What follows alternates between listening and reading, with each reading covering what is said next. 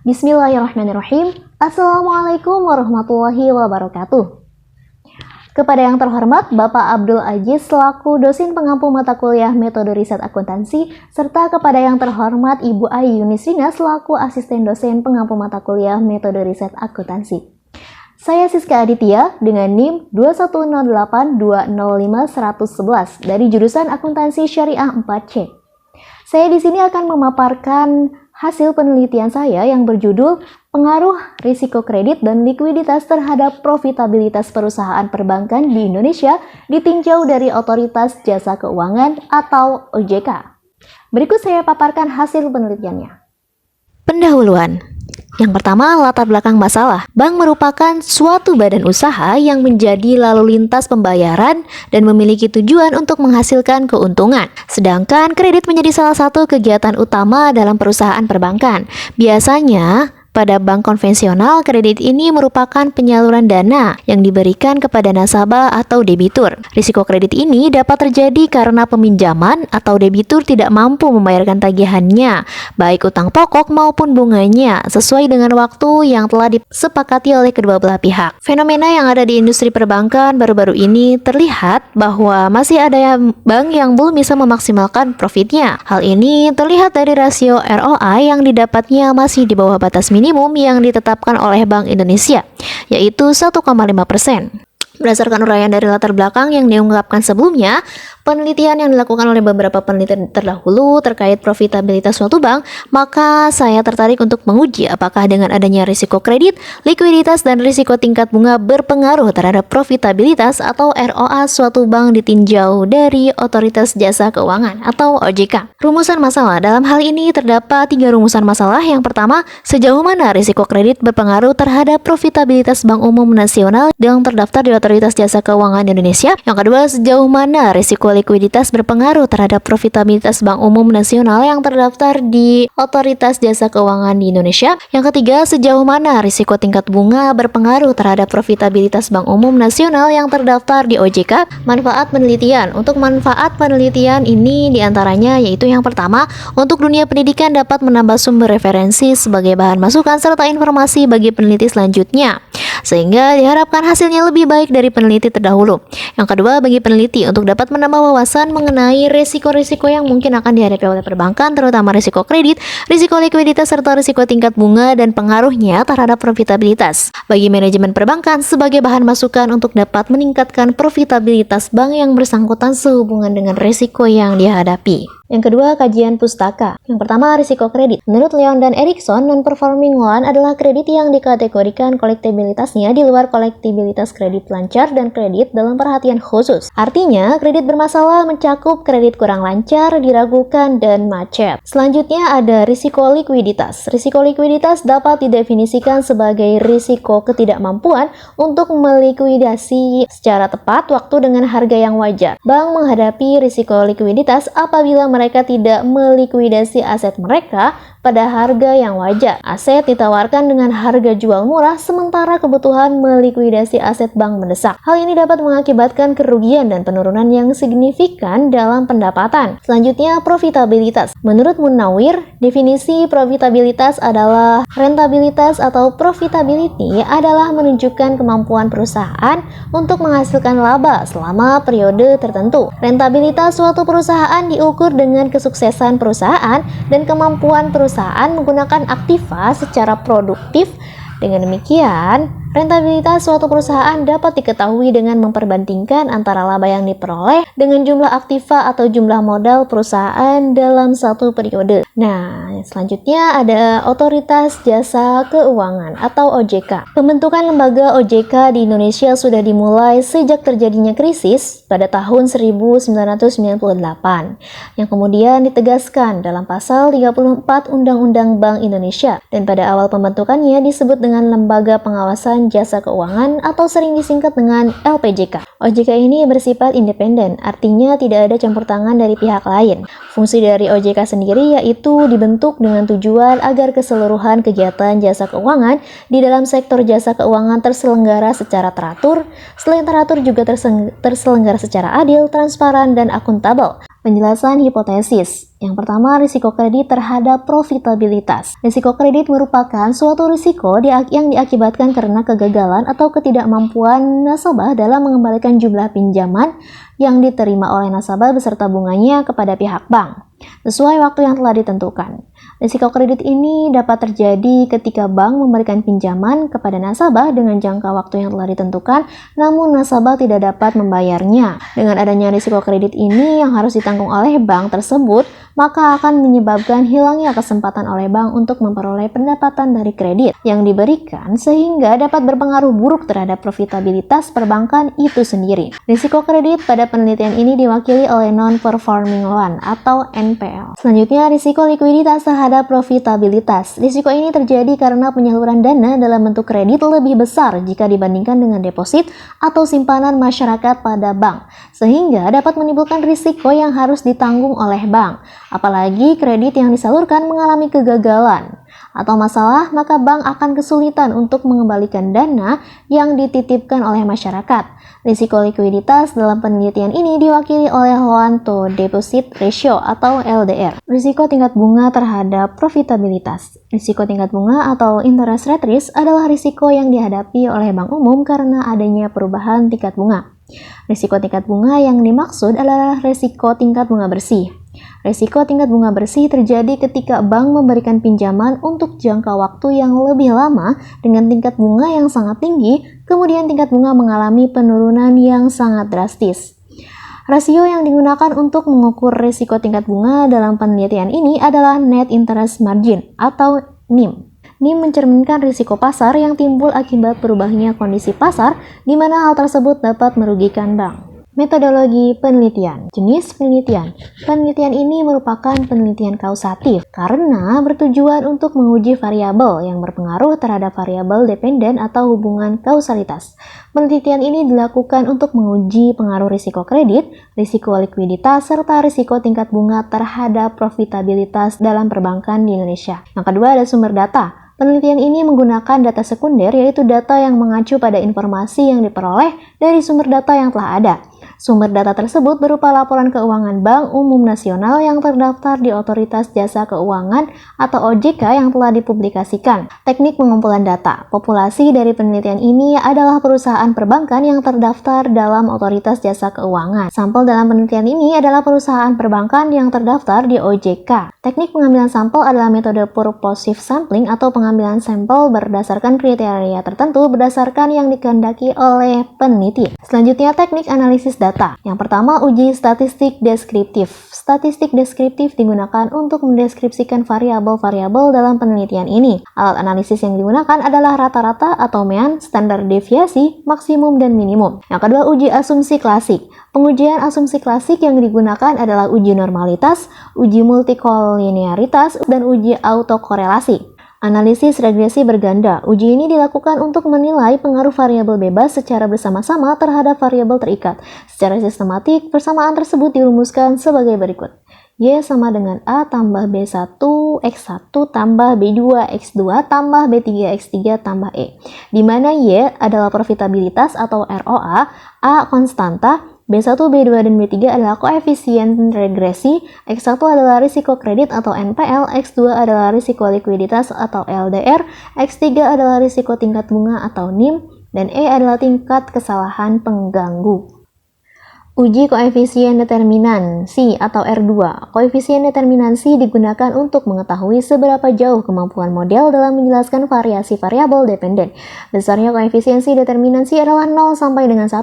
Semakin mendekati 0, maka semakin kecil pula pengaruh semua variabel independen atau X terhadap nilai variabel dependen atau Y.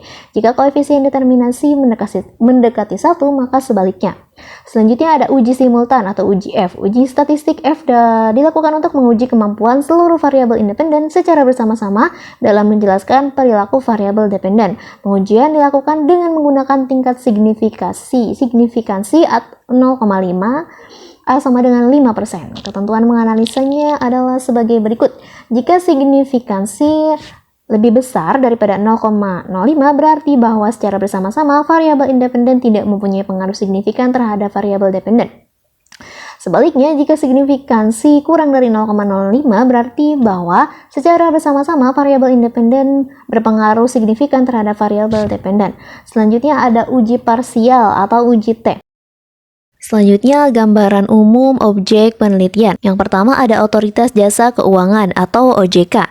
Otoritas Jasa Keuangan ini merupakan lembaga negara yang dibentuk berdasarkan Undang-Undang Nomor 21 Tahun 2011 yang berfungsi menyelenggarakan sistem pengaturan dan pengawasan yang terintegrasi terhadap keseluruhan kegiatan di dalam sektor jasa keuangan, baik di sektor perbankan, pasar modal, dan sektor jasa keuangan non-bank seperti halnya asuransi, dana pensiun, lembaga pembiayaan, dan lembaga jasa keuangan lainnya.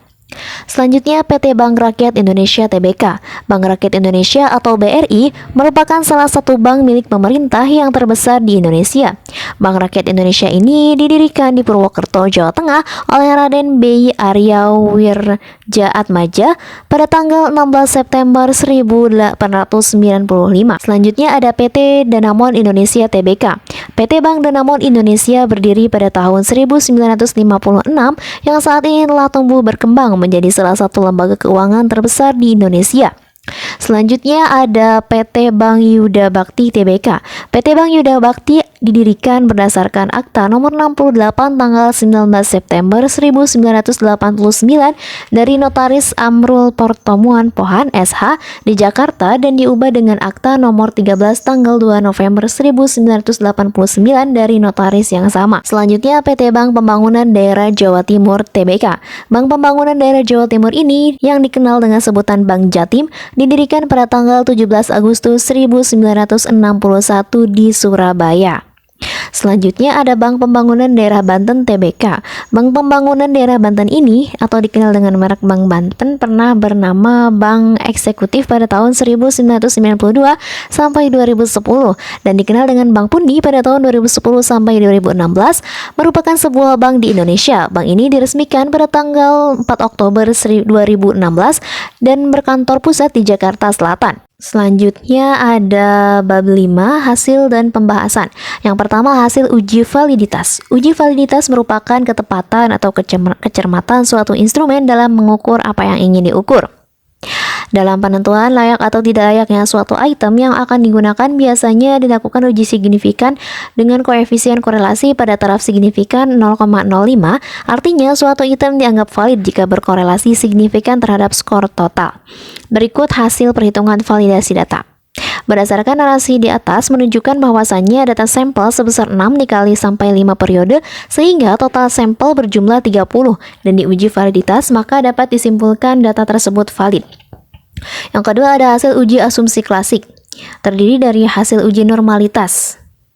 Kaidah yang digunakan dalam penentuan sebenarnya adalah norma, namun jika P lebih dari 0,05 maka sebenarnya adalah normal. Berikut adalah tabel hasil uji normalitas. Berdasarkan uji normalitas terhadap NPL dengan nilai 0,414 dengan nilai signifikan 0,996, artinya hasil tersebut menunjukkan normal. Kemudian uji normalitas terhadap LDR sebesar 0,698 dengan nilai signifikan 715 atau 0,715, hasil tersebut menunjukkan bahwa LDR memiliki kontribusi normal, sehingga dapat disimpulkan bahwa normalitas telah terpenuhi. Yang selanjutnya ada hasil multikolinearitas. Menurut Ghazali, uji ini bertujuan menguji apakah pada model regresi ditemukannya adanya korelasi antara variabel independen. Dapat dilihat pada tabel berikut. Berdasarkan tabel berikut, hasil uji multikolinearitas di atas menunjukkan bahwa nilai tolerance dari kedua variabel yaitu non-performing loan dan loan to deposit ratio menunjukkan angka tolerance di bawah 0,10 dan nilai VIF di atas 10. Maka dapat disimpulkan bahwa dalam model regresi tersebut tidak terdapat masalah multikolinearitas, sehingga regresi yang ada layak untuk digunakan. Nah, selanjutnya ada hasil autokorelasi. Uji korelasi bertujuan untuk menguji apakah dalam suatu model regresi linear berganda terdapat korelasi antara residual pada periode T dengan residual pada periode T-1. Salah satu cara mengidentifikasi apakah masing-masing variabel terjadi autokorelasi negatif dalam model regresi yaitu dengan cara melihat nilai Durbin-Watson. Yang pertama, jika nilai Durbin-Watson di bawah min 2 berarti terjadi autokolerasi positif. Yang kedua, jika nilai DW di antara min 2 sampai plus 2 berarti tidak ada autokorelasi. Dan yang ketiga, jika nilai Durbin-Watson di atas positif 2 berarti ada autokolerasi negatif. Uji Durbin-Watson dapat dilihat pada tabel berikut ini. Karena nilai Durbin-Watson dari penelitian ini 1,205 dan terletak antara min 2 sampai plus 2, maka tiap variabel tidak terjadi autokorelasi. Yang selanjutnya ada analisis regresi linear berganda. Analisis regresi linear berganda digunakan untuk mengukur pengaruh antara lebih dari satu variabel prediktor atau variabel bebas terhadap variabel terikat, yaitu variabel independent non-performing loan dan loan to deposit ratio terhadap variabel dependent return on asset. Dapat dilihat pada tabel berikut ini. Dependent variable persamaan regresi berganda dapat dilihat pada tabel 5.5. Pada tabel koefisiensi yang dibaca adalah nilai kolom B. Baris pertama menunjukkan konstan variabel dependent. Hasil pengujian dapat dijelaskan sebagai berikut, yaitu Y sama dengan A tambah B1 X1 tambah B2 X2 tambah E. Y sama dengan 22,328 dikurangi 0,732 NPL dikurangi 0,211 LDR ditambah E. Berdasarkan persamaan regresi pada tabel tersebut, maka hasil regresi linear berganda dapat disimpulkan sebagai berikut. Yang pertama, nilai konstanta yang diperoleh sebesar 22,328. Hal ini bahwa jika variabel independen yaitu NPL yang mana NPL adalah X1 dan LDR yang mana LDR adalah X2 diasumsikan konstan, maka dependen yaitu ROA akan naik sebesar 22.328. Selanjutnya ada NPL X1 memiliki nilai negatif 0,732. Hal ini menunjukkan bahwa setiap peningkatan 1% NPL akan menyebabkan penurunan ROA sebesar negatif 0,732 dan variabel lain tetap. Yang ketiga, nilai koefisien regresi LDR yang mana di sini adalah X2 bernilai negatif 0,211. Hal ini menunjukkan bahwasannya setiap peningkatan 1% satuan LDR akan mengakibatkan penurunan ROA sebesar negatif 0,211. Selanjutnya ada hasil uji hipotesis, terdiri dari yang pertama hasil uji F simultan. Uji F dilakukan untuk melihat pengaruh variabel bebas secara bersama-sama terhadap variabel tidak bebas dengan kriteria pengujinya jika F dihitung lebih besar dari F tebal. Jika F hitung lebih besar dari F tebal atau A 0,05, maka hal ini berarti variabel bebas secara bersama-sama tidak mampu menjelaskan variabel terikatnya. Berikut dapat dilihat dalam tabelnya. Pada tabel tersebut dapat dilihat bahwasanya hasil uji F menunjukkan nilai F hitung sebesar 12,423 dengan nilai signifikan 0,000. Nilai F dihitung lebih besar daripada nilai F tabel, menunjukkan bahwa variabel independent non-performing loan dan loan to deposit ratio berpengaruh secara simultan terhadap variabel dependent return on asset, sehingga hipotesis yang diajukan dapat diterima. Yang selanjutnya adalah hasil uji T. Berikut tabelnya dapat dilihat.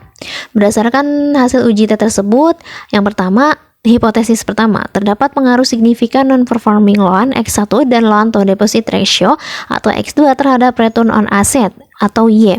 Berdasarkan hasil pengujian secara simultan, NPL dan LDR berpengaruh signifikan terhadap ROA ditunjukkan dari hasil uji F. Dari hasil uji F dapat dilihat bahwasannya nilai F sebesar 12.423 dengan signifikan 0,0000 lebih kecil daripada nilai signifikan yang ditetapkan. Artinya NPL dan LDR berpengaruh signifikan terhadap ROA pada perusahaan perbankan yang terdaftar di BEI. Selanjutnya, hipotesis 2, terdapat pengaruh signifikan non-performing loan X1 terhadap return on asset atau Y. Penjelasan di atas sejalan dengan hasil penelitian di mana hipotesis pertama yang diajukan menyatakan bahwa NPL berpengaruh signifikan terhadap ROA. Nah, selanjutnya hipotesis 3, terdapat pengaruh loan to deposit ratio X2 terhadap return on asset atau Y. Penjelasan di atas sejalan dengan hasil penelitian ini, di mana hipotesis kedua yang diajukan menyatakan bahwa LDR berpengaruh signifikan terhadap ROA. Dari hasil penelitian diperoleh nilai T hitung NPL sebesar min 4,980 dengan tingkat signifikan sebesar 0,00, karena nilai signifikannya lebih kecil dari 0,05, sehingga hipotesis yang menyatakan LDR berpengaruh signifikan terhadap ROA dapat diterima. Selanjutnya ada koefisien determinan atau R2, digunakan untuk mengetahui keeratan hubungan antara variabel bebas dengan variabel terikat. Nilai R2 terletak di antara 0 sampai dengan 1. Tujuan menghitung koefisien determinasi ini adalah untuk mengetahui pengaruh variabel bebas terhadap variabel terikat. Hasil uji R2 koefisiensi determinasi dapat dilihat pada tabel berikut ini. Berdasarkan tabel 5.8 berikut menunjukkan bahwa nilai koefisiensi determinasi sebesar 0,479 atau 47,9%. Variasi naik turunnya return on asset untuk menambang yang terdaftar di Bursa Efek Indonesia periode 2013 sampai 2017 yang pernah memiliki nilai non-performing loan di atas ketentuan Bank Indonesia 5% dipengaruhi oleh non-performing loan dan loan to deposit ratio. Sisanya 52,1% dipengaruhi oleh variabel-variabel yang tidak diteliti. Selanjutnya ada kesimpulan. Kesimpulannya berdasarkan hasil pengujian dan pembahasan mengenai pengaruh variabel independen yang berupa non-performing loan atau NPL dan loan to deposit ratio atau LDR terhadap return on asset atau ROA pada perusahaan perbankan periode 2013 sampai 2017, maka dapat ditarik kesimpulan penelitian sebagai berikut. Dari hasil penelitian menunjukkan variabel NPL dan LDR berpengaruh positif signifikan terhadap ROA. Setiap perubahan yang terjadi pada variabel independen yaitu NPL dan LDR secara simultan atau bersama-sama berpengaruh terhadap ROA pada perusahaan perbankan. Selanjutnya dari hasil analisa data secara parsial non-performing loan atau NPL berpengaruh dan signifikan terhadap ROA. Selanjutnya dari hasil analisa juga bahwa variabel loan to deposit ratio LDR berpengaruh dan signifikan terhadap ROA. Sekian yang dapat saya sampaikan. Mohon maaf atas segala kekurangannya. Billahi taufiq wal hidayah. Wassalamualaikum warahmatullahi wabarakatuh.